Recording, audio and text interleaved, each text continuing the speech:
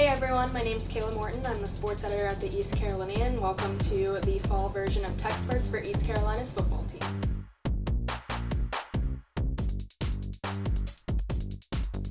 This is Aaron Jackson. He's the football editor for the East Carolinian and a beat writer for football.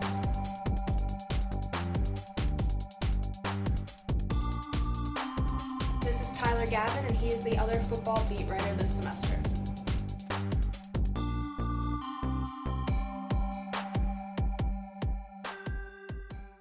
Hello everyone, welcome to this week's version of TECSperts. We'll be recapping ECU's blowout loss to Central Florida, 63-21, and previewing ECU's homecoming matchup at 7 p.m. against Brigham Young University this Saturday.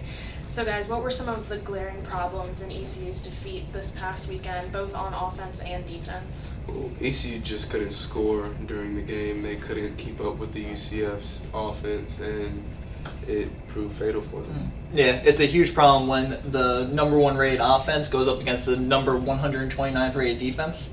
That's just a recipe for a disaster, and it proved out that way. And ECU did get lucky. It would have been 70 points had they not fumbled on the 1 yard line. But coming out of that game, positivity, Darius Penix did have a bit of a running game for what they could produce, and he did start, and he's slated to start again this weekend. How does that bode for ECU's team this weekend? Well, he's definitely overall like the best equipped to play the position right now because he's blocking right and he's running the ball right. He averaged 7.2 yards per carry against UCF on 13 carries. So if he does that again, expect for him to have a good game. Yeah, we talked about him last week too after being successful against Temple in his first start. This game he went for 96 yards. Hussein Howe also helped out, going for I think 68 yards. So ECU was able to run the ball successfully, but that wasn't what they needed to do. They needed to pass the ball successfully to get back in the game. That seems to have been a problem all season. So same thing about Penix. Davon Grayson had 96 yards and a touchdown for ECU. He was really the only receiver that really got anything going. He was finally someone reliable for the quarterback position. Should he be listed as our number one receiver over Jimmy Williams? I mean, there's a lot of preseason talk about Williams, but so far production-wise, Grayson is outshadowing him. He is performing better. He is putting those stats up there. Do you guys think that he should be the number one? Is he going to produce like that this weekend? What are your thoughts on that? I believe Davon Grayson is going to continue to do what he's been doing, and he's been putting up numbers, and he looks like the best leader in the wide receiver corps right now. He's always talking, and he's very determined to make this season something. Yeah, as a redshirt senior, he's very experienced. His position, the way he plays, doesn't fit the number one receiver. That's why I think the experience for Jimmy there is why Coach Mose kept him at 1. But if you look at the stats, Davon has 12 more catches than anybody. He has 247 more yards than anybody, and he has 4 more touchdowns.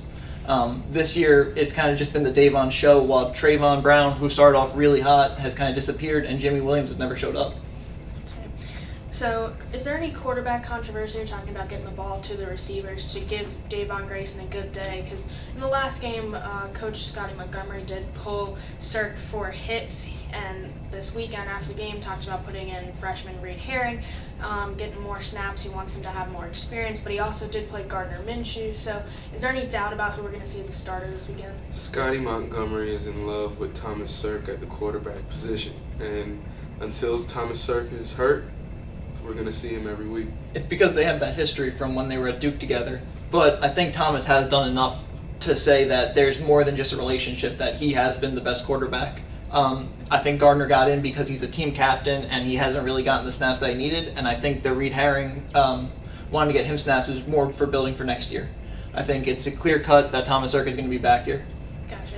So there's not too much quarterback controversy for us. There certainly is for BYU. They've started 4 different quarterbacks in the last 6 weeks. Is there any say on who's actually going to start this game, or are we going to have a rotation like they've been doing? Well, if we do see Tanner Mangum, he's probably likely to throw an interception, and we could see Bo Tanner, and it just doesn't look good for their quarterbacks right now. Yeah, that's been their biggest weakness, but it's strange because Tanner Mangum has the experience as a starter. He started for the last 2 years and led them to an 18-8 record over those 2 years. I think this year the bigger problem has been that he doesn't have the weapons needed, and that they're kind of like East Carolina. They've been playing from behind the whole game and just trying to catch up. So do you think, since both these teams are so used to playing from behind they're going to be able to adjust in this game, or are we going to see turnovers from both sides? I think we'll see a good offensive game from ECU because ECU has been known to start off the game well, and I think if they start off the game well in the first half, they'll continue on to the second half against the BYU team. BYU they've been going on with problems the whole year, and I don't think playing ECU is going to make them any better. Yeah, I think East Carolina now gets the chance to play from ahead for the first time this season. And it won't just be because of luck like the Virginia Tech game where they took the lead. This will be because they're the better team, the more physical team, and the fact that they get to play from ahead will give them the advantage throughout the game. So if if their defense hasn't been able to adjust to one quarterback in games, how do you think they will be able to adjust if they have to kind of move on the fly if BYU starts bringing in different quarterbacks because they're just not performing and they need to change? Are they going to be able to adjust to this situation? I think it all just comes back to fundamentals. If the defensive line can apply pressure so that the linebackers can see what's happening in the backfield, they're going to be able to cause turnovers, get tackles, and stop BYU from scoring.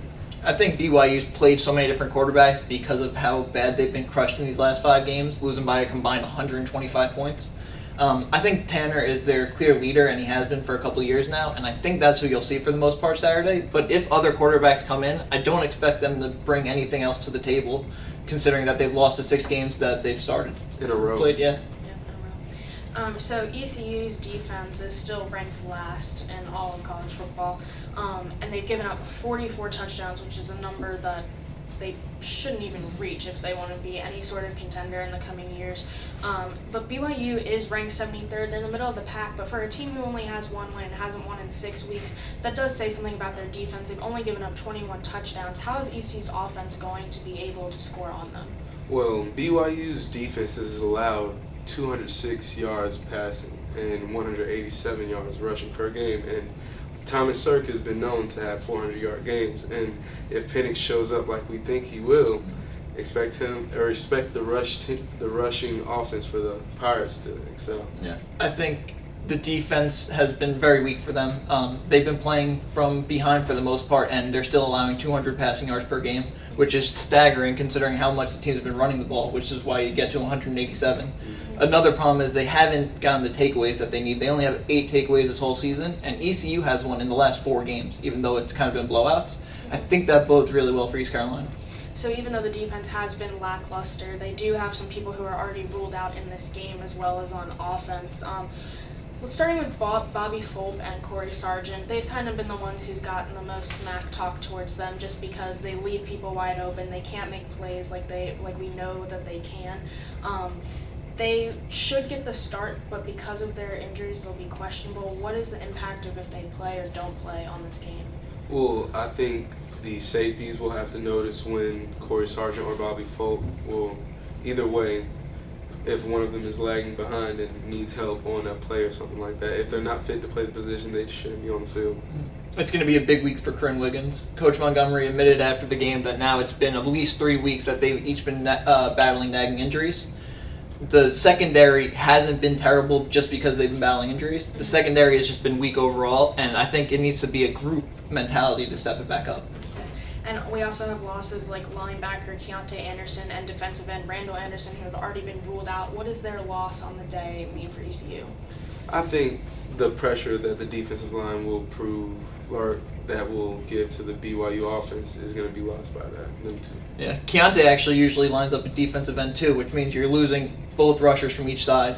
For a weak BYU offensive line, it should help them out a little bit, but I hope that East Carolina can get enough pressure with Jordan Williams playing linebacker coming on blitzes. And another person we haven't seen since Virginia Tech has been Tim Irvin, who's been battling a leg injury. Mm-hmm. What do you know his status of the game? No reports have been released. Okay. All right. So DeAndre Ferrier is also on the receiving corps. He's questionable with an ankle injury. What does his presence bring to the team, and if we didn't have him, what kind of problems is that going to cause? I think he's not just another slot receiver, but he's another target for Sirk to throw to that can catch the ball and can run the ball. And he's been with the offense for a while. Yeah, and he's proven to be Thomas Sirk's one of his favorite red zone options. He runs great routes near the goal line, and he's been open a lot of times. He just hasn't really been able to connect with Sirk. So if he can't play, we'll be losing that in the offense. Okay, but on the flip side, we do get center John Spelsey back from injury. Is this good coming that he's going to be back in this lineup, or a challenge because he's probably gotten some reps in practice with the quarterbacks, especially Cirque, but he hasn't been in a game-like situation for a couple weeks. Is this going to be good or bad for ECU? The offense will definitely be able to see this in the first quarter if the chemistry is messed up, if he's looking bad out there, if he's looking good out there. And if he's making his blocks, he should stay. Yeah, I think it's going to be a huge improvement. It now means that Garrett McGinn can move back over to right guard where he's been more comfortable this year, and John's been a better snapper to Thomas Cirque and has kind of been proven all season. That's why he got the start. Without Brendan Pena, who's been out since JMU, I think now the offensive line gets someone back that they need. So moving on to score predictions. Tyler, you have a low-scoring game, but ECU coming out on top 24-13. Why do you see it going that way? I think that both teams have really played tough schedules so far. A lot of people haven't realized that ECU's 6 losses come to teams that are combined 29-7, and 5 are either ranked or receiving votes. And I think that's kind of taken away from what the ECU offense can do. I don't think that they're going to go off in this game, but they'll do enough to get past the BYU team that's been struggling even more than the ECU team has. Okay. And Aaron, you have the flip side. You do have ECU winning, but in a more high-scoring game at 34-25. Why do you see it going that way? Well, I do think that ECU's defense isn't great, but I think it's going to be great enough to stop BYU. ESPN's Power Index has BYU at a 71% chance, but I don't think that's going to be realistic. ECU's offense averages nearly 400 yards per game to BYU's 240, so I expect them to score maybe 1 or 2 touchdowns for BYU, and then ECU to score at least 5. Gotcha. So I am taking BYU in this game, 38-27. High-scoring game just because both defenses are a problem. Even though BYU is ranked at 73, they have allowed a lot of yards, so that's going to turn into points. Even if they can't get into the red zone, they'll score. But just the problem of last week, especially at Central Florida, you could see ECU players laughing on the sidelines with their poor performances, with their bad play. It seemed like their mind hasn't really been in the game recently. And I think they'll be able to get a really big laugh this week when they lose to BYU. Kayla, if you turn out right, this will be the first time in 14 years that East Carolina doesn't win a non-conference game, and this will snap a 12-game winning streak on homecoming. Expect that to happen. So next week we will recap this game and look forward to talking about the week prior, the week in advance. Happy Halloween!